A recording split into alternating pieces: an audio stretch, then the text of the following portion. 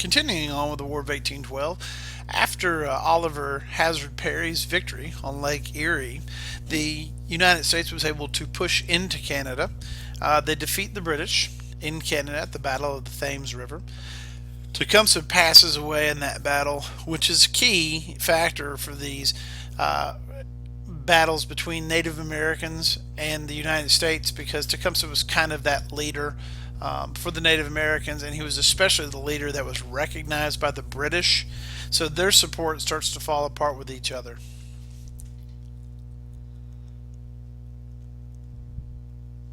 Meanwhile, in the South, Native Americans decided to start their own war against the southeastern United States. The Creek Nation starts an uprising in what we now consider western Georgia, Alabama, and southern Tennessee.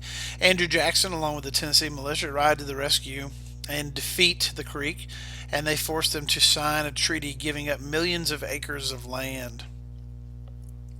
Give you an idea of the region that we're talking about here.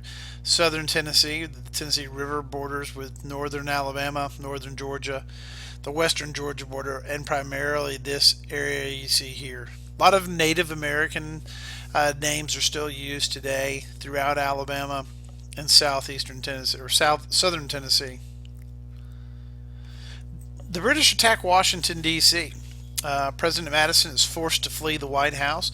As you can see over here in this depiction, they're setting the White House on fire.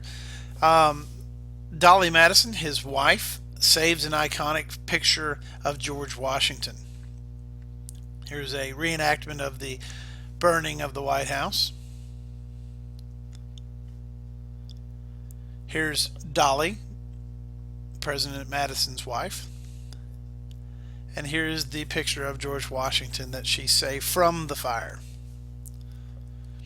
To the north, in Baltimore, the United States has a very famous battle, and not so much in the sense of the actual battle, but something that will come from this battle. Here in the city of Baltimore at Fort McHenry, Francis Scott Key writes the Star Spangled Banner. Now, he was a prisoner aboard a British ship that was in the Baltimore harbor, just outside Fort McHenry.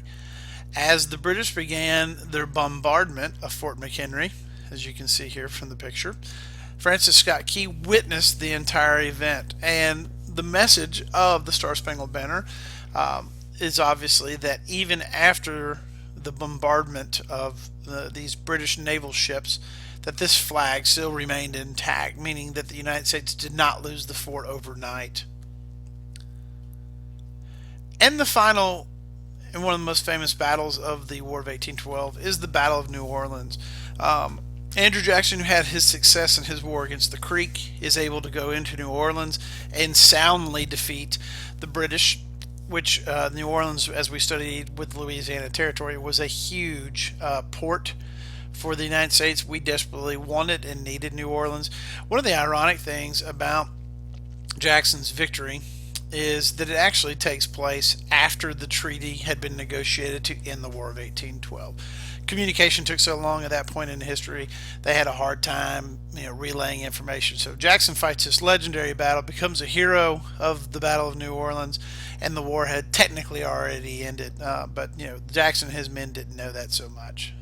All right, have a great day.